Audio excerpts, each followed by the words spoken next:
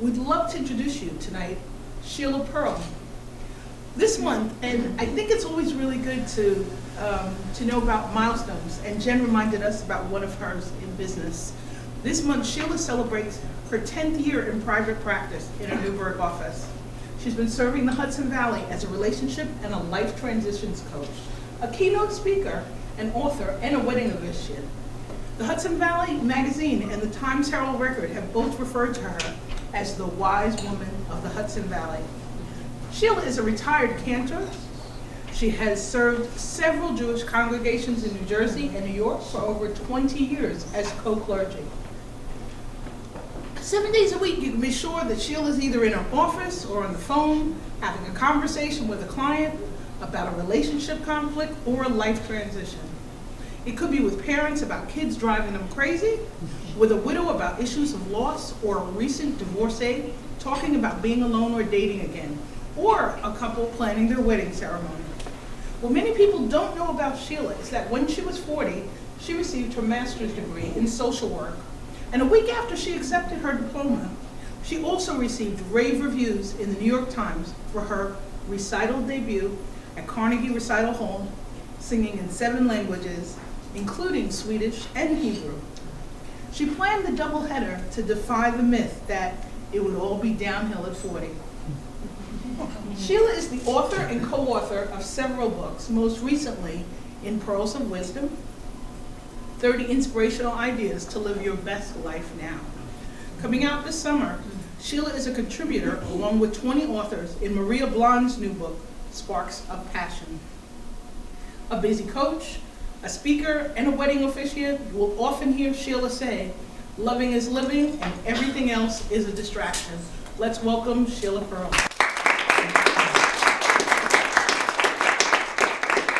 Many of you who were looking at my posts on our group site, is that what that is? Okay, that's right. I had posted a picture of me holding a glass of water. And I asked the question, how heavy is this? So it's interesting. A lot of people started to guess how heavy the glass was, based on how heavy they thought the water would be, or the glass would be. And we're going to... Hello, can you hear me? Okay, so I'm going to get to this in a moment, but it's a clue about what I'm going to be talking about. But as you can see, this particular glass is almost full. So if you thought I was going to talk about the glass being half full or half empty, that's not the answer. Okay. And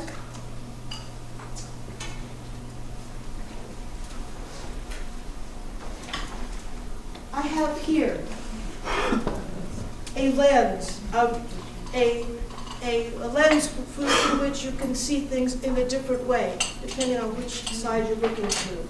And the question is, what does this have to do with the topic, power tools for handling it all? One of the things I wanted to open up for all of you is, since we're all in the wedding industry, I would like to think that we're all about love. Would that be a safe assumption in some way or another? And, because we're dedicated to serving the needs of a couple that is beginning a life together, ostensibly, in most cases that I know of, because I've been officiating for 30 years, my experience has been that most couples on their wedding day are in love. And part of the topic today about power tools for handling it all is about our finding a way for us as vendors, us as professionals, us as people who are involved in supporting the couple to remain in love with our work and our lives, so that we don't get to the point where we are falling out of love with some aspect of our life as we're helping a couple, stay in love with their life. Does that make sense? Mm-hmm. In other words, I want us to be in this sea of love together, right? And as Melanie said, my tagline is, loving is living and everything else is a distraction. So, this glass, the answer to how much does it weigh is, any guesses? Depends on how long you hold it. Oh, who's the smartest? Yes, of course. It depends on how long you hold it. Because holding it just for a few seconds is not a big deal. Holding it for a few minutes, it begins to feel heavier. Holding it for an hour or two, it's really heavy. So the point of my discussion tonight is going to be all around the issue of resistance and heavy weight and lightening up and learning how to manage our energy, how not to hold on to certain things that weight us down, that sap our energy, that make us feel tired. One of the other things we're going to be talking about is the importance of how we see things. What lens are we looking through? What is our perspective of our lives? And so how we see things depends on what our thoughts are and our beliefs are, and those things are choices. Now, a lot of you might not realize that everything is energy. Everything. So everything in this room has an energy. The lights have an energy. The color of the paint or the wallpaper, I can't say if it's paint or wallpaper, on the walls has a particular energy. You have an energy. Your hair, the clothes that you're wearing, the thoughts that you're thinking, the perfume that you're wearing, the things that you have on your mind that are weighing on your mind tonight, that has an energy. So the lens that we're looking through matters. And it depends on how we think. It determines how our energy is managed. So I saw an interesting post come through Facebook this morning. And this is what it said. My husband just suggested that since I work on weekends during wedding ceremonies, that I should take a day off.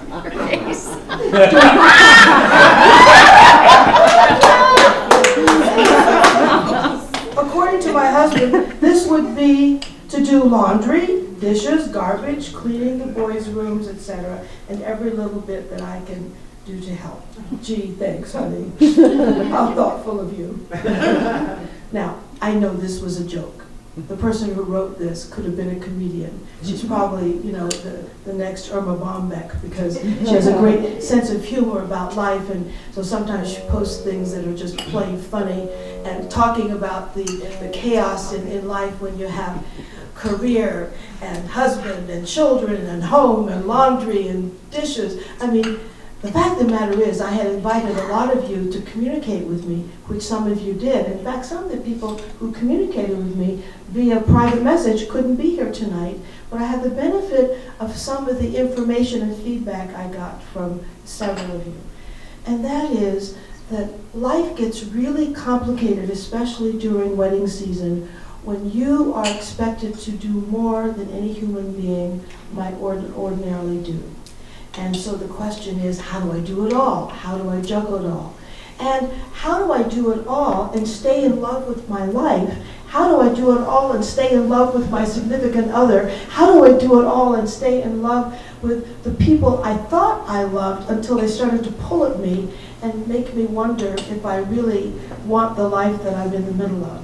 And of course, we do, but there are times we aren't quite sure. We think about going to Tahiti. I have a client who sometimes, with the pressures in her life, because she's a very busy professional woman and she's got kids and husband has a profession and she has a profession, her kids are always pulling at her and tugging at her.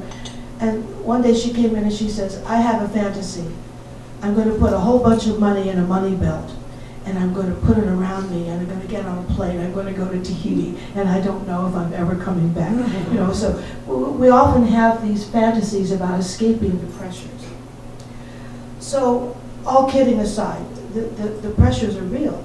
and they sometimes raise to a feverish pitch of sometimes anger and irritation and blow up. So the goal of our conversation tonight with one another, and I have several things for us to play with, some exercises to look at, is to really begin to unpack and take a look at 3 power tools I've identified.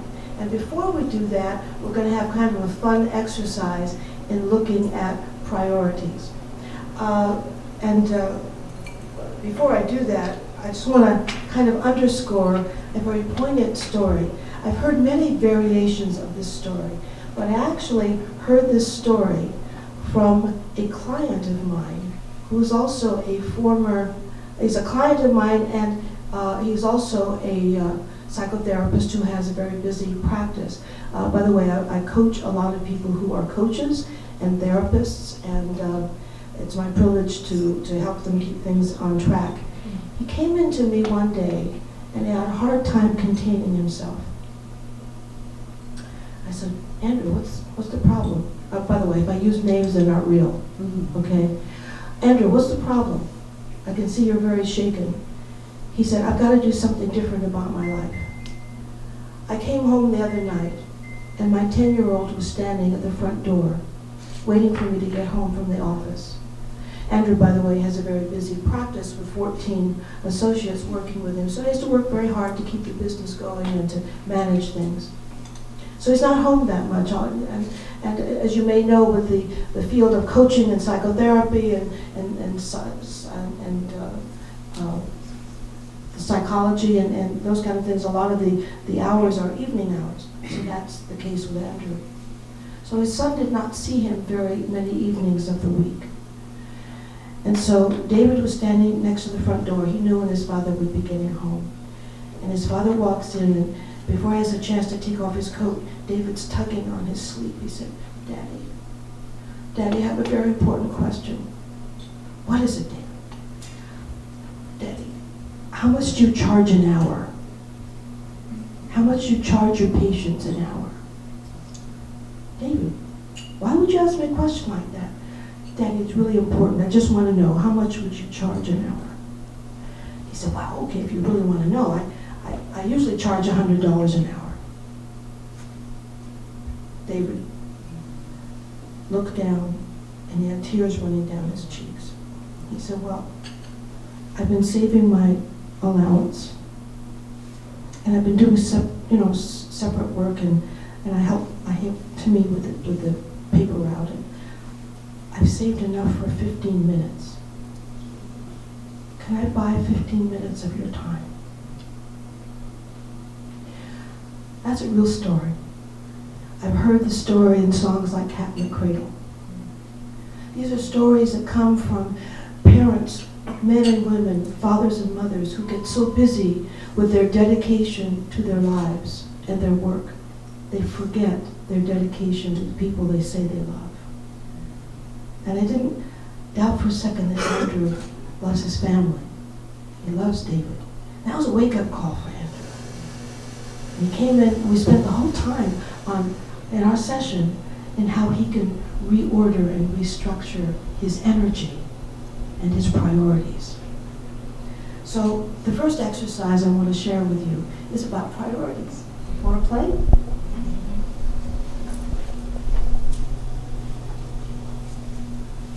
So, my 2 helpers.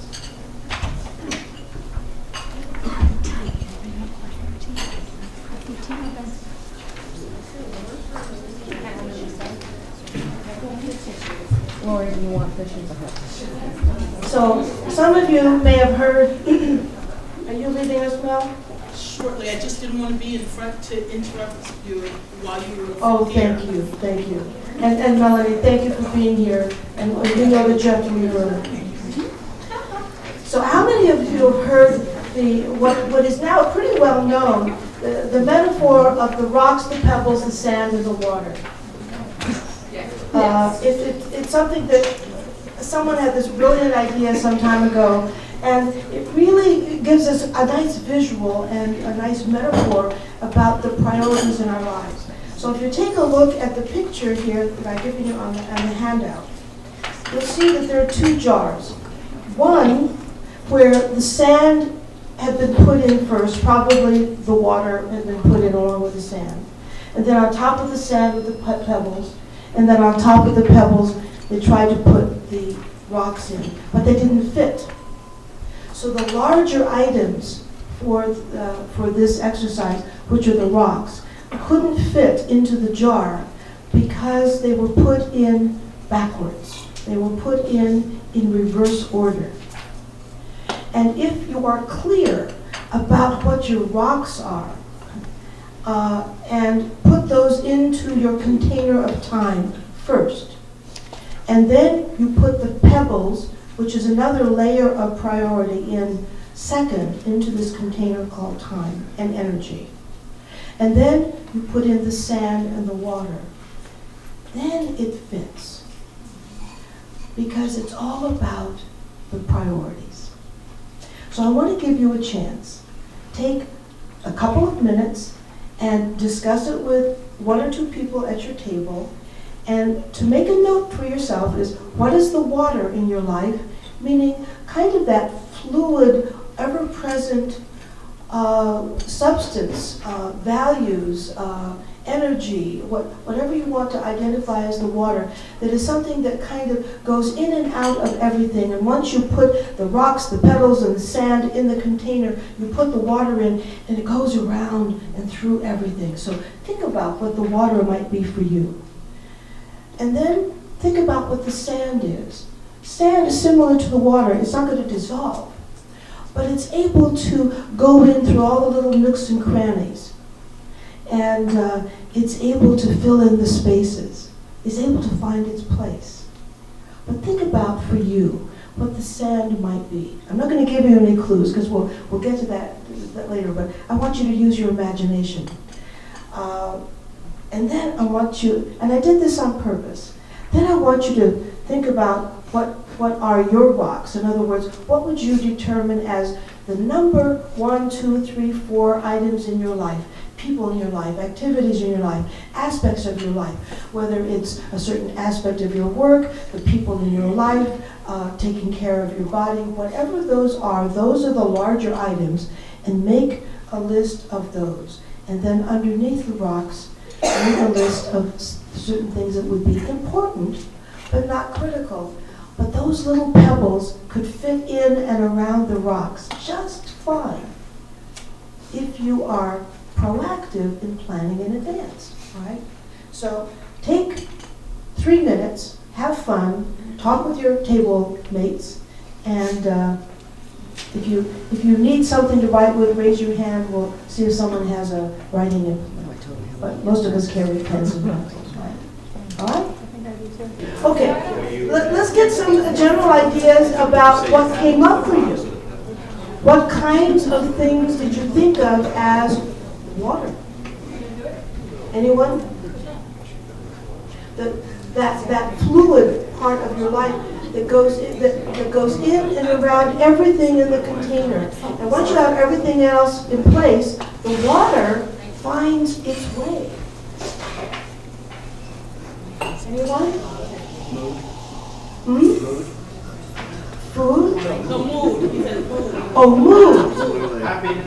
Okay. Well, mood. Yes. Okay. That's a great idea. What? What? Oh, okay. So mood, emotions, so love. In other words, by the way, Og Mandino, anyone know who that is? Og Mandino is a very famous author of the best-selling, it's sold literally mega millions of copies, the greatest salesman in the world. And Og Mandino says, do all things with love. Do all things with love. So that might be a clue. So you're onto something. Was that you, Linda, that said that? Over at this table? That the energy of love. You know, I like to say love is living, and actually love is all there is, and everything else is a distraction. So actually, love might be part of what water could be. Does that make sense? All right. Any other thoughts? This is a creative process, right? So, any other thoughts? What about sand? Sand doesn't necessarily go in and around everything quite the same way water does, but it will find its way through the little nooks and crannies. It's very resilient. It moves. It finds the little extra little pockets of space. So what would possibly be sand for you? Yeah. I think of the sand as the stuff that I want to do, but that is utterly technically unimportant, that will make time for itself. So Facebook is my sand. I know I want to keep up with my friends, and I want to maintain contact with a lot of people that I only get to maintain contact with electronically, but I don't have to prioritize it. So that's the stuff that if I can pick up, I'm online somewhere, I can catch up, and I don't have to make time for it because it will find its way. By the way, that's a great example, because if you have the other things in place, in and around those major items that you have already put in place with your prioritizing, you could do the Facebook check-in and posting and responding and stuff like that in and around the cracks. That would be a great example of that. Yeah. Okay, so just think about what you would possibly want to put on that list. And then we have the major things. The major things, top priority, really important, that if we put those in place first into the container, everything else will fit in and around it. So what would you consider your rocks?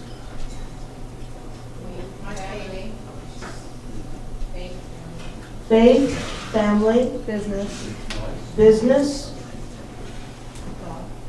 dog, Play. And dog. play. Wife and son, very important. What? Wife, son. Wife, son. Okay. So son, wife, So, depending on my mood.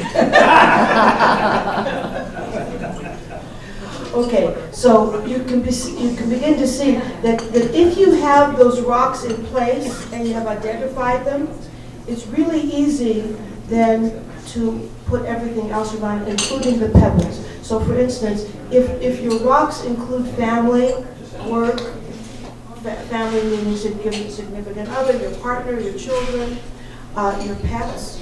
For many of us, pets are part of our family, right? And faith, our faith. Then what would the pebbles be? What would some examples be of pebbles?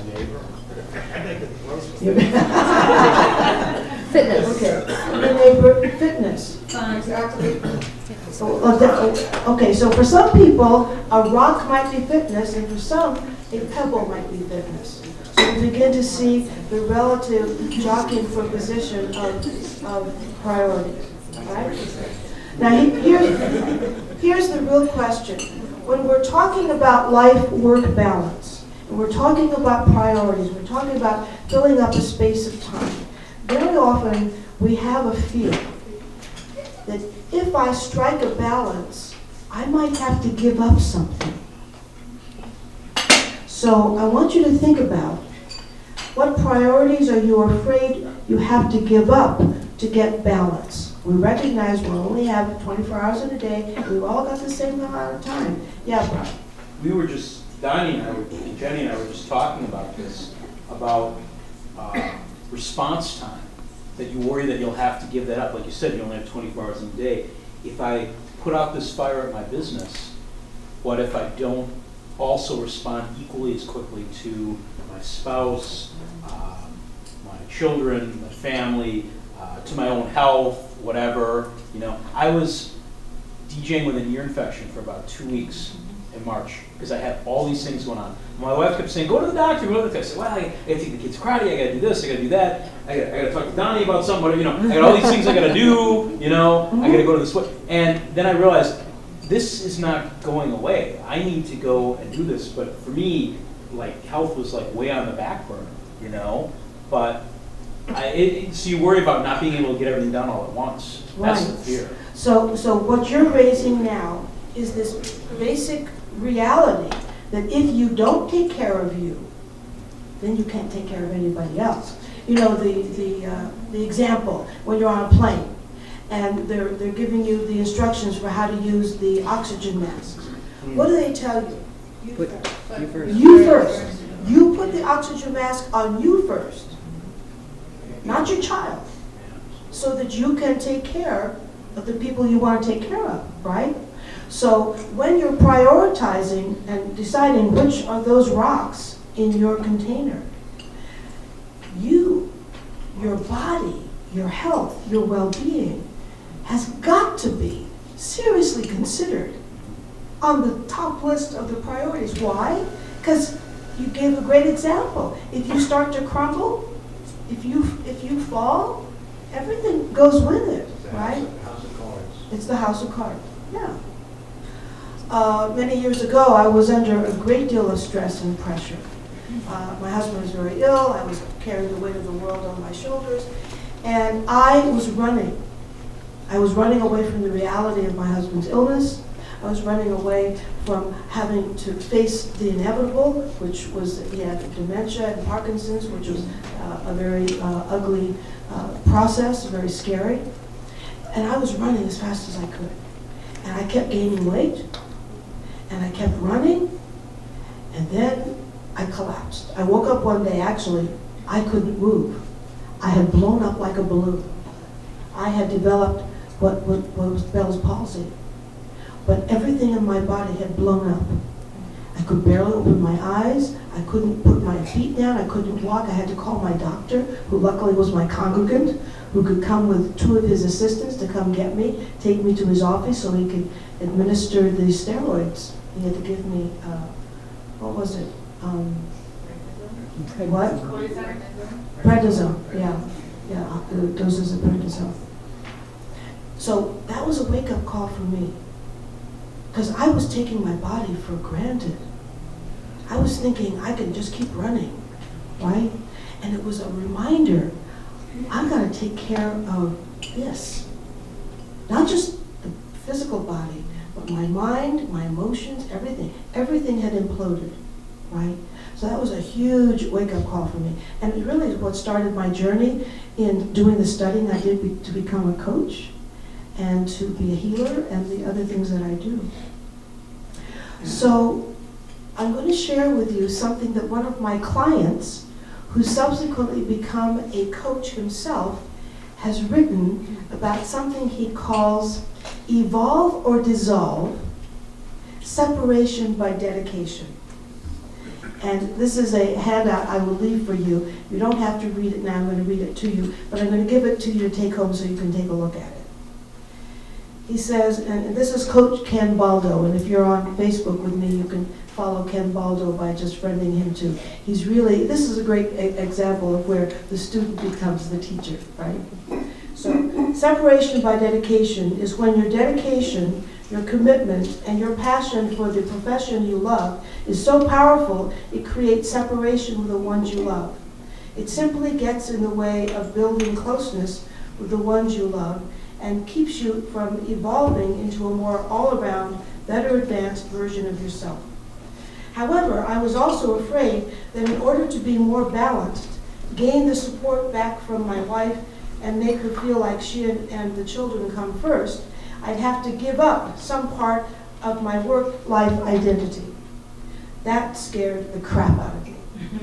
So, doing nothing was easier. However, over time, it created more resentment, more lack of support, and many more arguments around my work, and ended up overpowering the priorities and values of my wife and family, resulting in my wife feeling her and the kids came second or sometimes third or fourth. Although the stress and conflict around the work I love was not always amplified, I still knew it was there. It was a bit like the white elephant in the room, and wanting to say or do anything about it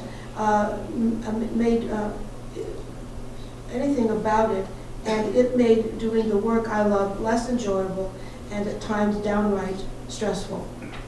And when there is stress, there is less joy. There is less energy towards being the best we can be during our working. I thought, what's the point of going through all of this if I can't enjoy the ride? If I can't have the support, encouragement, and unity with my wife and children, what's the friggin' purpose? Through my own evolution, with the help of my coach, Sheila Pearl, I changed. I made simple, smarter choices, created healthier habits, and faced the challenges head on. And although it took time to be the change, the results were almost instantaneous. And the best part is, I worked as hard and as much as ever before, and I did not have to feel like I was giving up anything. Matter of fact, I gained up. My performance around working improved. My relationship with my wife and my 2 kids is our personal best, and I am now working as the coach I always wanted to be with the clients I choose to be with. So this is an example of someone who's worked with me around these very issues. He had been in another profession and had burnt out, and he was looking for another direction to go in. So he really did the work in terms of taking care of himself. He's also an athlete. He's a runner. So he also does the work around taking care of his body, his diet, what he eats, his nutrition, all of that. So now I want to share with you the three power tools. And there's a great quote by Mark Twain. Mark Twain says, "Eat a frog every morning, and nothing worse will happen to you the rest of the day." And it's really to the point, eat the frog. Eat the very thing that is the most awful thing that you could think of.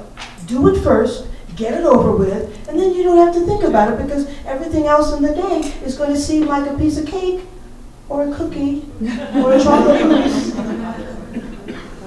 compared to eating that frog. Okay, so the next handout for my dear supporters and helpers. Brian Tracy, who is a leader in success training and thinking and attitudes, has written a book called Eat the Frog. And those of you, that's all of us in business, probably would do well to have that in your library. It's very well done. And Simple Truths, a great site which has simplified certain ideas into just little elegant little books and little 3-minute CDs, DVDs, has made a kind of a synthesis of Brian Tracy's book. It's great, Eat the Frog. So I wanted to remind you, I'm just giving you, I don't have to read all of this to you. This is a takeaway for you. This is a reminder that if you start your day with doing the very things you don't want to do, then the rest of the day is going to feel like it's much lighter. And if someone can read for me, I want to hear your voices. So would someone be willing to read this first section, what not to do first? Would someone could I hear somebody's voice? Yes? What not to do first. It stands to reason that if you should do your least favorite task first, that means you should avoid doing your most favorite task, or at least your easiest task first. We've all had those mornings where we start with great intentions of cleaning the house, running errands, balancing our checkbooks, or menu planning. But then we first check our email to see what Al Roker's up to on the Today Show. 2 hours later, and your enthusiasm is gone, along with your valuable time that you could have used getting stuff done. Somehow, this sets a tone for the rest of the day, and we approach our task reluctantly, with a poor attitude, or simply with less passion. Thank you. So it's a reminder. Remember, I said everything is energy. So if we begin the day with having an intention of tackling the very thing we really don't want to do first, we're not going to be in a state of resistance all day. We'll get it over with. You know what happens with resistance? Ever hear the expression, what resists what? Persists. What resists persists. So, energetically, this is resistance. If you're pushing against yourself, if you go like this and push hard, you will see what resistance feels like, right? It's this very hard, tough energy. And if you keep pressing and resisting against yourself here, you will get tired very quickly. Kind of like holding this a very long time. And that's the point of this metaphor. If you hold on to something a really long time, you will be exhausted because you're resisting what? You're resisting letting it go. Mazel tov. Time. That was one hell of a metaphor. Another wedding shirt. We got that on video. Yeah, nice. As I say, oi, the ball. I didn't mean it. That wasn't You part, sure made your point. that wasn't part of the plan, but it's kind of interesting. Get us some champagne, quick. Okay, so the whole idea is, the idea is letting go of certain things that you can't seem to let go of, that you don't want to do this. And so let me give you an example. I talked about this last year. I used to have someone clean my house, and I got spoiled. And then after my husband passed and I'm living in a simple little apartment, I didn't really need to have someone clean my apartment as much. But there were certain things that needed to be attended to, but I'm very busy. Well, I wasn't used to cleaning my toilet. Those of you who were looking at my post might have wondered why I showed a picture of me cleaning my toilet. So here's the reason. I used to resist cleaning my toilet. Why? Because I believed it was beneath me. I believed that I had other better things to do with my time. And I spent so much time and energy resisting cleaning my toilet that it began to be a major source of distraction. Remember, I said, loving is living and everything else is a distraction. So one of my teachers says, we are designed to live joyfully. And that means if you have to put out the trash or clean the toilets, do it joyfully. Seriously. For instance, when I'm putting out the trash, which I do, I say, gosh, look at all the abundance I've created and all the waste products from all of this abundance, and aren't I lucky? And I take out my trash. Likewise with my toilet. I traveled in China where they did not have toilets. And it was not fun. You're standing over a hole or something like that. And so I'm cleaning so I decided to do a mindfulness meditation. We're going to get to that in a few minutes on another level. But I decided to stop resisting cleaning my toilet, just like I stopped resisting putting out the trash. And I decided, okay, I'm going to time it. How long does it take me to clean my toilet? It was 1 minute and 4 seconds. The overall scheme of things, how much time does it take to clean the friggin' toilet, right? And is it really worth my resisting it, telling myself I'm above it, beneath it, around it, through it, whatever? So I took my little brush and my cleaning fluid and I cleaned my toilet, and I'm saying I'm so happy and grateful I have a toilet, and doesn't it smell good, and it's all clean and sparkly, and I'm so glad I don't live in China, and I live in Newburgh, and I'm cleaning my toilet, and it's all done. And I'm having such a good time, and I'm laughing at myself, I'm lightening up, and now the toilet's not a big deal at all.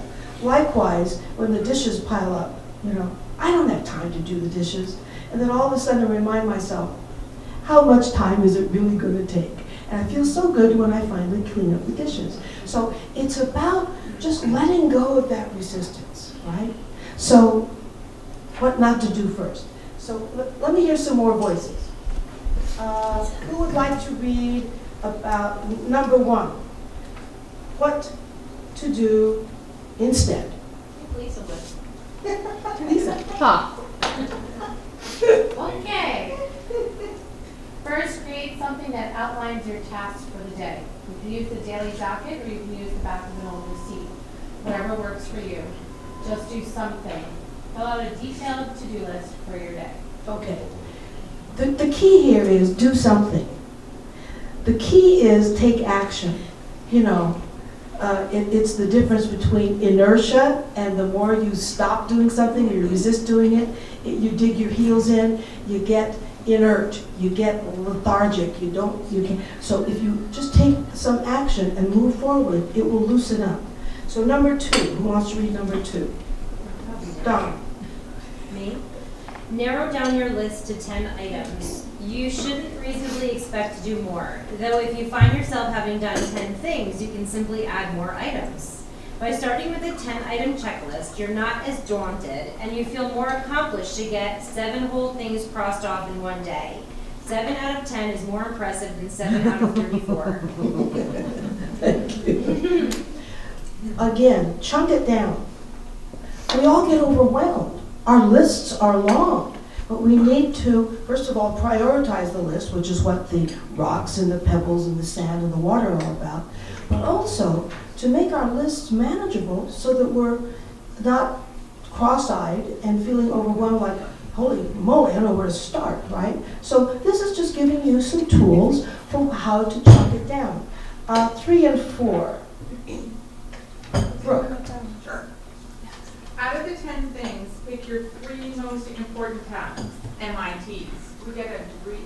Yes, we get a degree. The things you really need to do today. Those tasks of which accomplishing them means a successful day. Rate those separately on top. Out of those 3 things, pick the worst one. Do that task first, make that your problem. Terrific. And number 5. Brian. Right. Yes, thank you, Brooke.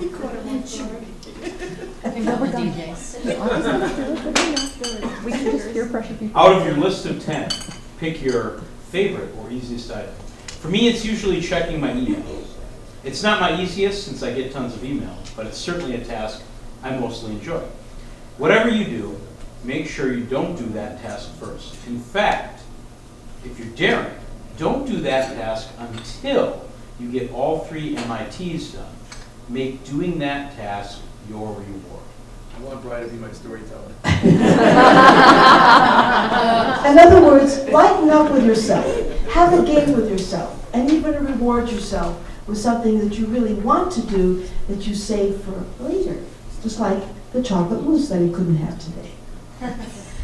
Which I really wanted to have today. But I'll have it after I release another 40 pounds. Then I'll have the chocolate mousse. That would be my reward. In other words, lighten up, have a sense of humor about yourself, and make the list manageable. So I'm giving you a source here as much as possible so you can take advantage of some of the digging around I do. And this is from theartofsimple.com. And just a reminder, there are lots of tools out there. You can find people who can suggest things to you so you don't feel alone and overwhelmed. But this is just a little food for thought. So the next power tool, guess what that is?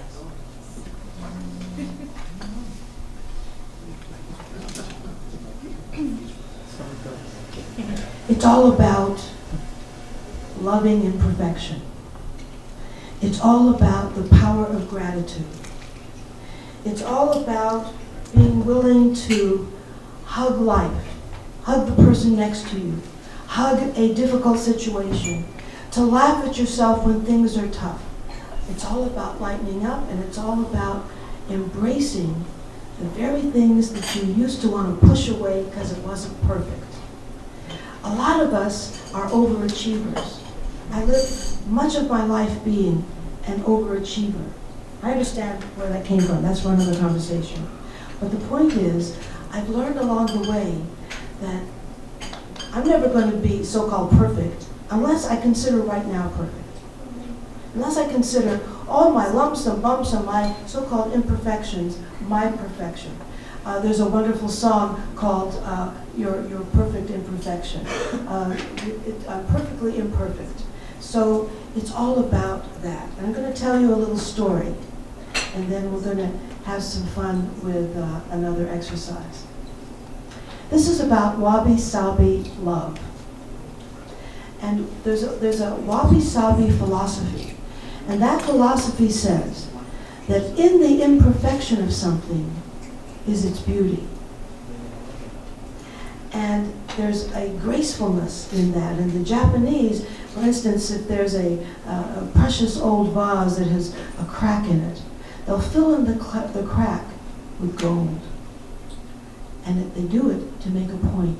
The crack is precious. So wabi-sabi love goes like this. If I have my husband's old shoes,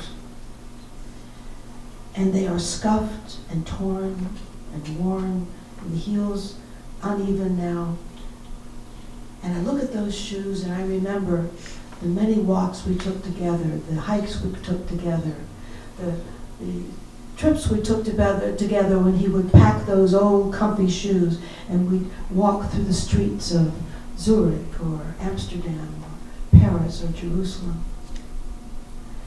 And I still have those shoes. And I look at those shoes.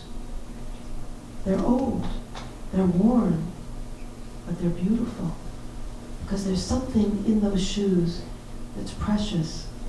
It's called memories. It's called reminding myself of who wore those shoes. The story is told of Tom and Diane, who loved each other dearly. And Diane was a perfectionist. She liked everything in her house to be spick and span, absolutely clean. You could eat off the floor. She had a white kitchen, white floor, white counters. And she loved her husband Tom dearly. They were married for many years. But Tom had one problem, which became Diane's really big problem. He loved poppy seed bagels. And every time he would cut the poppy seed bagel, the little poppy seeds would go all over her nice, white, clean kitchen. And she would, for years, go, Tom, can't you find another way to slice these bagels so the poppy seeds don't go everywhere? I mean, I'm always having to clean up. It's so annoying. He says, honey, I'm sorry, I'll clean it up. She says, no, you don't do it right. So she wouldn't even let Tom clean up the poppy seeds because he didn't do it right. Then she heard about wabi-sabi love. And she realized that if she didn't have those poppy seeds to clean up, that would mean Tom wasn't around. That was a shift in attitude.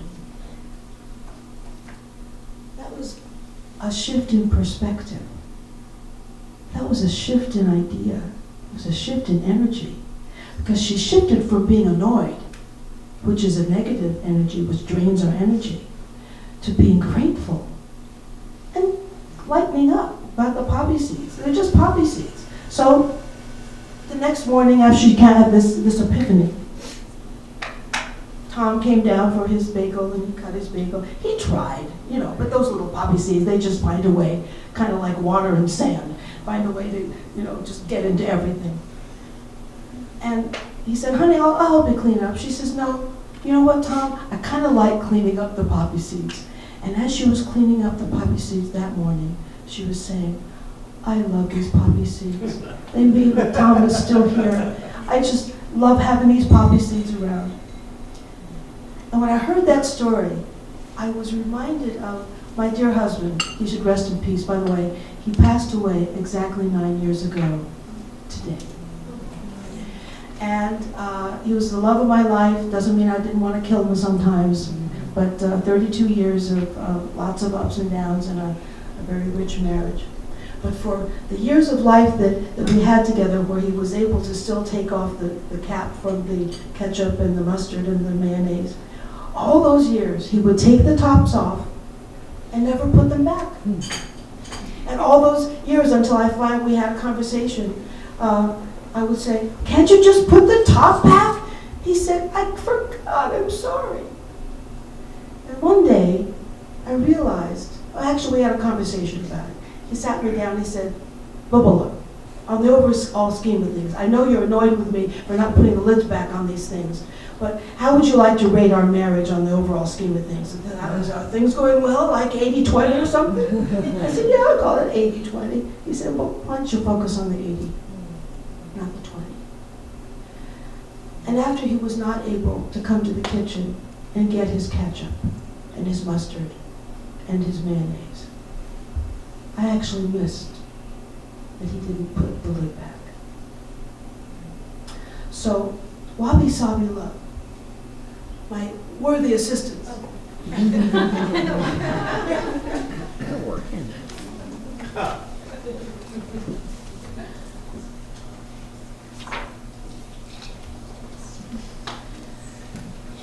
So on this sheet, the first thing you'll see is a little picture of hugging. And one of the things I like to include with talking about wabi-sabi love and love attitudes is the whole idea of the importance of hugging and embracing everything. You lighten up your energy. And Lisa, would you like to come and demonstrate with me the wabi-sabi hug? A lot of research has been done about this. It's called, I call it the wabi-sabi oxytocin hug, because it has to be 20 seconds or longer to work. It goes like this.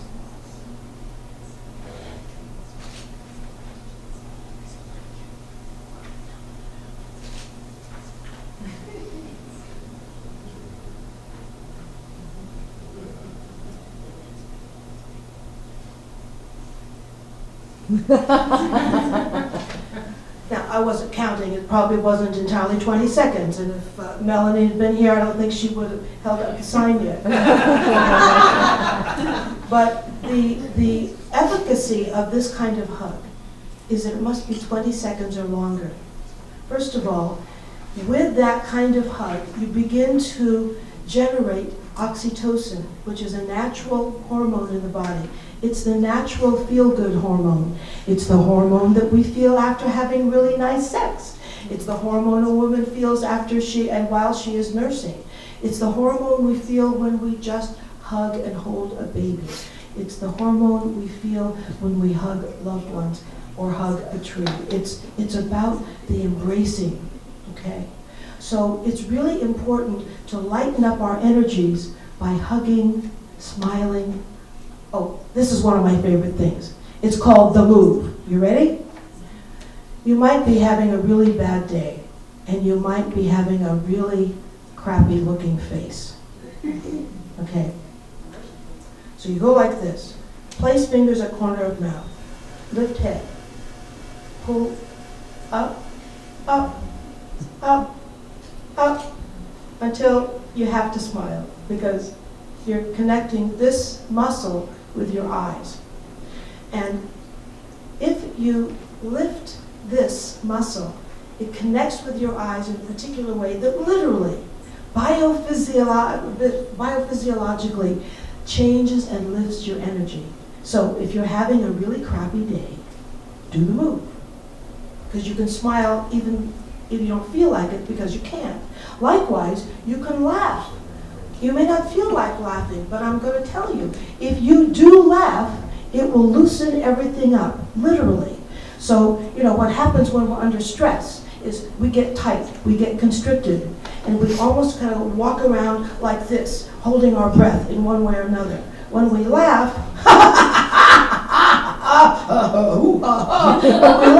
all of this loosens up. As a singer, I can attest to the fact that laughing is really great because it engages all of these muscles that are used as a singer. So, you know, you want to really activate all of this. So laughing, hugging, smiling, these are part of the actions you can do for wabi-sabi involvement. Okay, so let's take a look at the sheet. I want you to spend, I need to check my clock. How am I doing? We're at 8:13 right now. So I've got about, what, 5 minutes left? Okay. So, with this wabi-sabi attitudes exercise, just make a note of what are the old shoes in your life. In other words, I gave you an example of my husband's shoes. I gave you an example of, you know, an old vase that might have cracked and you don't want to throw it out because you have lots of memories about that. But just think about what old shoes might be in your life. And what are the imperfections, the complaints, and the annoyances in your life which get in the way of your being in love with everyday living. So I'm going to invite you to take just a minute, don't think too much, and just write something down so you begin to do the thinking process about what is it in your life that you could make precious that may be a source of annoyance, that you could add richness to your life by being grateful instead of upset or resistant. Okay, take a minute. Sheila, Yes. I have a question. Yes. Can I do this with my banker? I think that would work magic, don't you? So, any thoughts?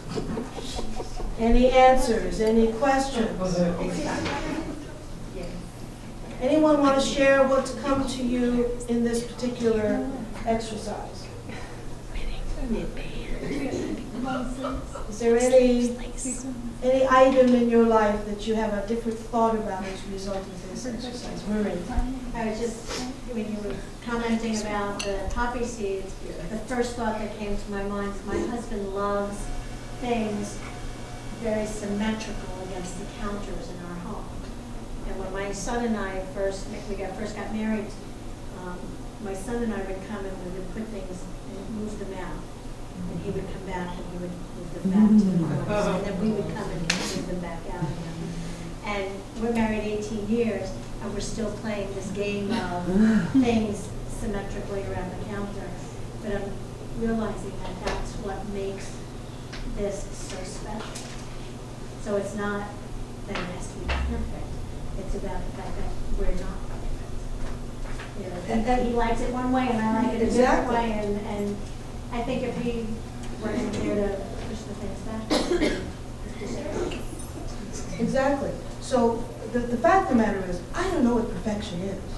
I do know that all of us are perfect just the way we are right now.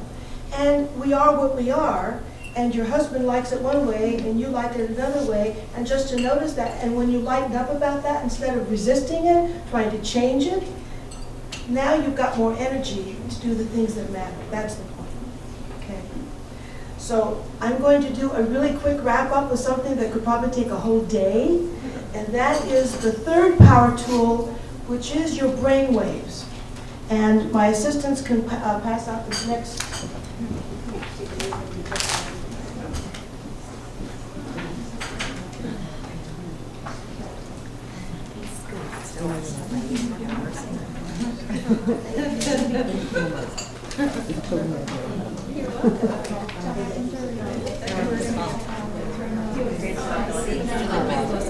Now, we've heard a lot about the power of meditation. We've heard a lot about the power of meditation. And I had posted a little something from, one of my friends has written a book called The Myth of ADD. And in one of her chapters, she begins by saying, there's a new drug on the market. This drug has been through extensive scientific review by institutions such as Harvard, Yale, the National Institutes of Health, Mass General Hospital, UCLA, and other equally reputable institutions. It's been found to have the following benefits: a reduction in stress, improved cardiovascular health, an increase in gray matter in the brain, proactive effects from recurrence of depression, improved attention and functioning of the prefrontal cortex, increased creativity, improved cognitive functioning, and this drug has no known adverse effects. What's more, there are speculations that this same drug may have curative effect for addictions and provide protection against Alzheimer's. You haven't heard of it because no pharmaceutical company owns the patent. There is no money to be made on it because it's available to everyone at no charge. So my friend Martha Burge, who wrote the book, The Myth of ADD, she says, okay, it's not true, it's not really a drug, but everything else about it's true. It's called meditation. And it's really to the point that we have a power within our brains to regulate our body's energy in ways that we don't yet fully appreciate, some people more than others. But we have many different kinds of brainwave activities. And if we're engaged all the time, or most of the time, with beta activity, we are wearing ourselves out. We must not only have deep sleep, but we must have those other brainwave activities in between. The alpha brainwave and the theta brainwave activities are those activities in the brain that take place when we meditate or are mindful. And those actually shift our brain's energy and our capacity for creativity and stress reduction like a drug. But as we all know, no adverse effects. So I wanted to share with you just, the awareness that if you were to scrub your toilet mindfully, if you were to do your dishes mindfully, if you were to do your laundry mindfully. By the way, I was with a couple getting ready for a wedding the other day, and they shared with me, again, talking about being in love. They are so in love, they enjoy doing the laundry together. They enjoy going to Walmart together. When you're in a state of love, and it's a state of mind, it's a state of being, so I'm reminding you, if these couples we're serving for their wedding can be in love, so can we, with the work we do, with the life we're living, with the chaos that is in our life that is inevitable. And in terms of wabi-sabi love, the chaos that we have in our lives, for those of you who have little children or teenagers who are going through the different stages of growing up, I'm here to remind you, those days go by very quickly. So treasure them. Don't curse them. They're hard. They're difficult. So what? Who says it's easy? Easy isn't the way. Stretching, growing, that's the way. So are there ways that you can think of to meditate that would be not necessarily the way you can think of meditation? You don't have to go to an ashram and sit there for hours going om. Nothing against that. But some of us don't have time for that. I meditate in the morning for 15 minutes. Some people recommend longer. For me, I've gotten to the point where I can go into a meditative state for 15 minutes in the morning to start my day. And when I have a break during the day, I take mini meditation breaks and I do little what I call breathing exercises that re-energize my body. I have a meditation or meditative or mindful breathing, a Qigong breathing, and it re-energizes my brain and my body in 3 minutes, not an hour. So all I'm saying is we can sprinkle throughout our days and nights ways to have fun, to dance, to laugh, to smile, to tickle, to giggle, to hug, all those things that lighten us up so that we can enjoy all the things that are part of our lives. And to bless it all. If you are in a business, a profession that you enjoy, say, whoopee, because there are people who can't stand to do the work they do. I'm looking in the room, I know we choose to do what we do because we choose to do it. Well, how blessed are we? The price of that is we work, with ourselves, by ourselves, probably having an in-home office in many cases, and so there's a lot to juggle. One of the people I talked to online who couldn't come tonight has her business at home, and she has to teach her family and her husband how to treat her differently. She has to put a sign on her office door saying, I'm working right now, please don't bother me, I'll be free at such and such a time. She has to assign to her teenagers and her college student, her kids who are in college, to do certain things around the house that they've never done before because she got used to doing it all. So they got used to her doing it all. So now they're a little upset with her that she's suggesting they do some of the work. The point is, you can always change your way of doing things. You can change the sand, you can change the water, you can change the pebbles, and you can readjust the rocks. It's all your choice. But the point is, it's all energy. So you can just lighten it up because, if you're loving the life you're living, if you're loving the work you're doing, and you love the people you live with, you can smile even if you don't feel like it, and that'll change everything. Wouldn't that be funny if you're having a really grumpy day and you go up to someone that you're really pissed off with and you go, and you just start to smile and then laugh. As Og Mondino has said, do everything with love. And he says, always do your best, and what you plant now will harvest later. So each step of the way, plant your seeds in that garden. Plant your rocks, your pebbles, your sand, your water. Lighten up, enjoy your life. And I enjoy watching you enjoy your life, and I hope to continue to watch you being in love with your life, because that's our choice. So just enjoy it. Thank you for having me tonight.